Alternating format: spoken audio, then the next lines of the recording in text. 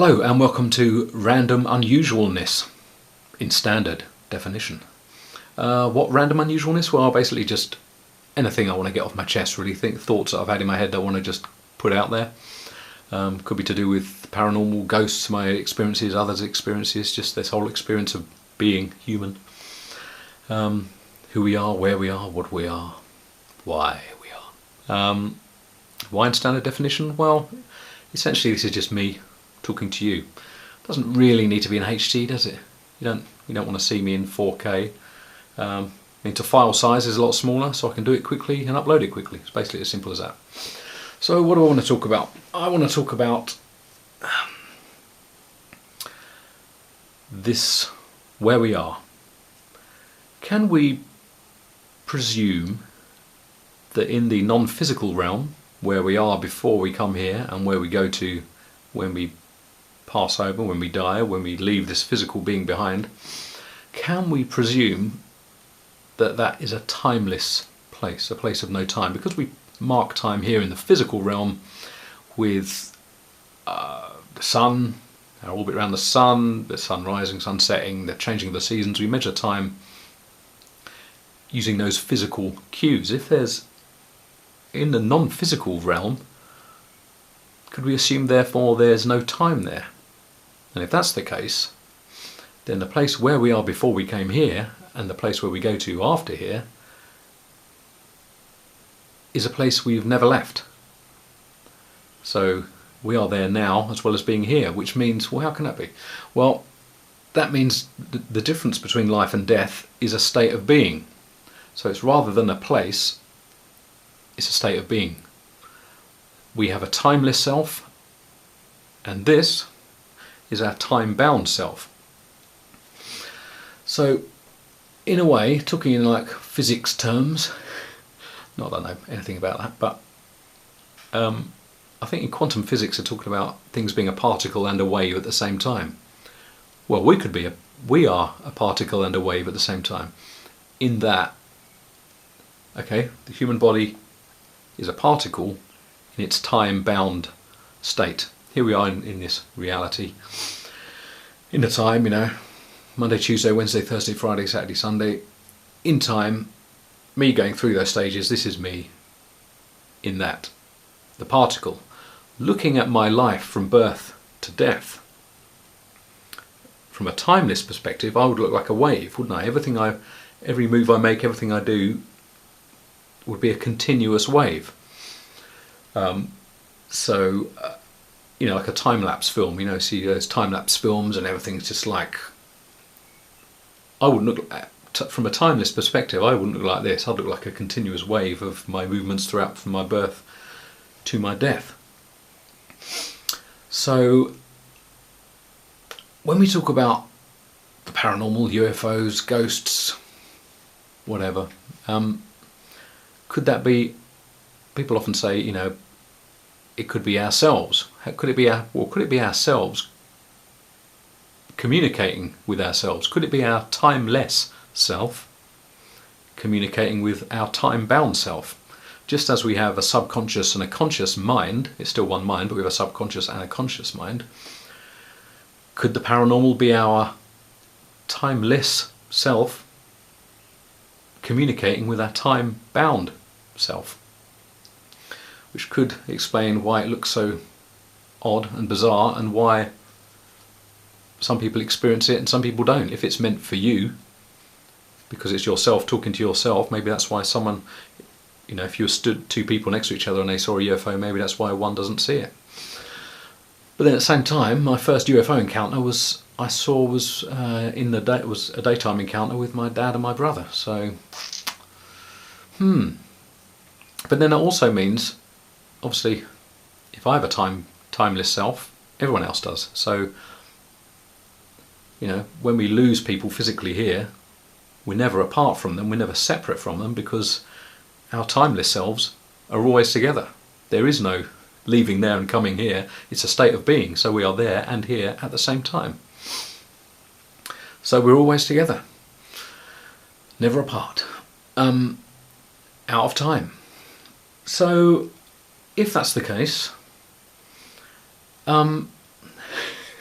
This is my second attempt at recording this, by the way, because I got really unstuck trying to talk about the thing I'm going to talk about next, which is the alien abduction or visitor phenomena. If they are out of time, looking at us, looking at our time-bound selves, they would see the wave of our life. You know, from birth to death, they would see that as a wave. So it's weird because I want to try and construct it in time and out of time at the same time. So if a being, you know, a visitor, an alien or whatever we want to call them, decided, from my point of view today, to interact with me, he might choose to interact with me in my childhood. Obviously, I mean, I haven't had any childhood visitor alien encounters as far as I'm aware.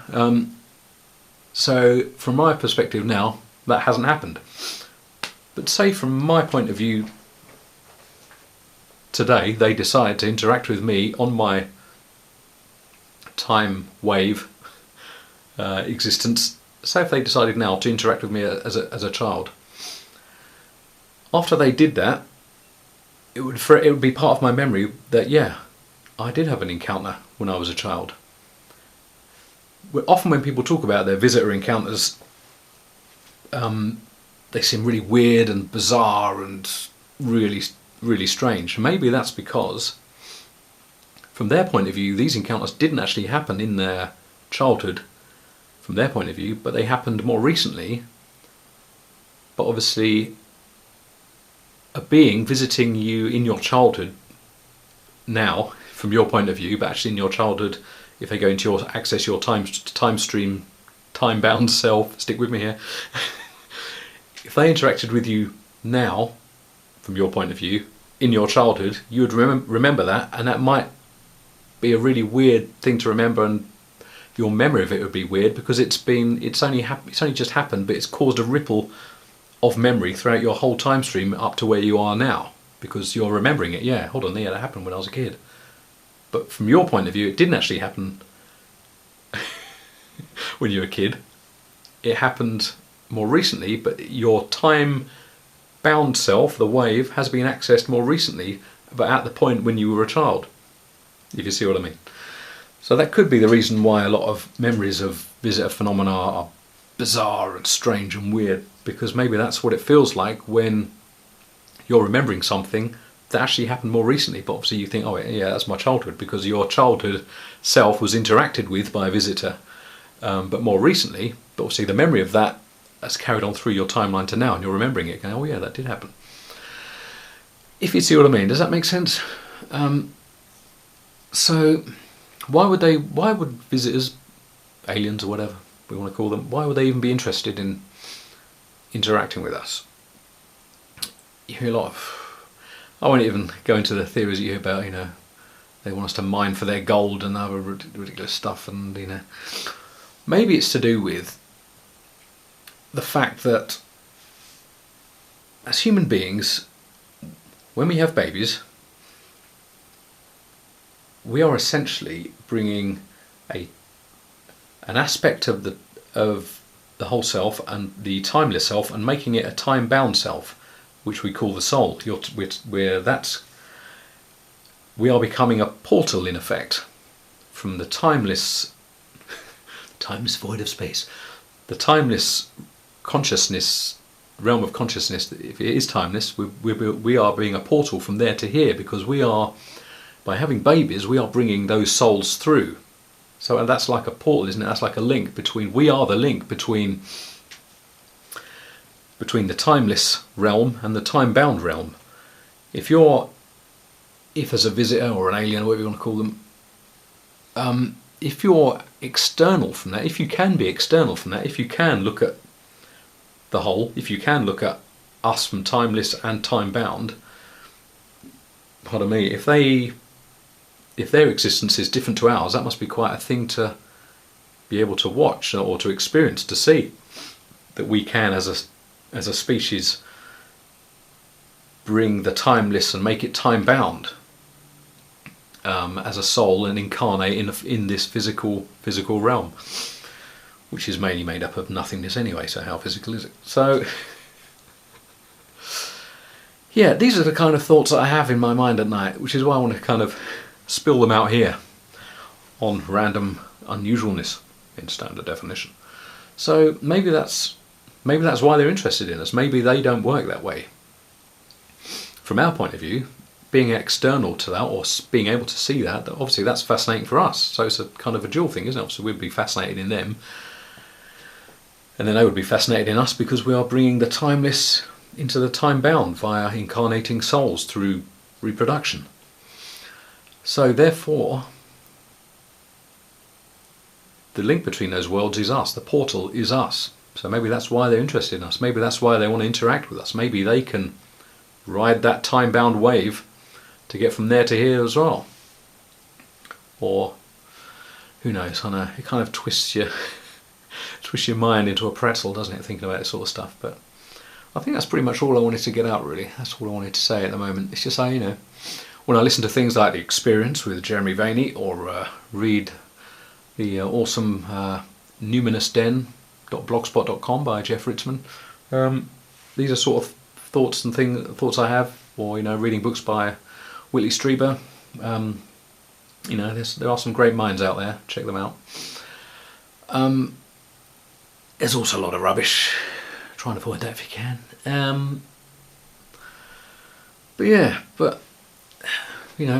That's why I wanted to do this, because when I have thoughts, when I have things that spark off an idea, I want to be able to vocalize them and get them out. So essentially we are there and here at the same time, because we have a timeless self and a time-bound self, but essentially it's the same self, just like we have a subconscious mind and a conscious mind. It's the same mind. I think that's pretty much all I wanted to say. I don't think there's anything more I want to say at the moment. If I have any more things I want to get out, any more random thoughts, then I shall do it here on Random Unusualness. So thanks very much for watching and listening, if you've stayed with me. Feel free to comment if you'd like to, and thanks for watching. I hope I made some semblance of sense, and that's it. Episode 1. Thank you very much. Cheers.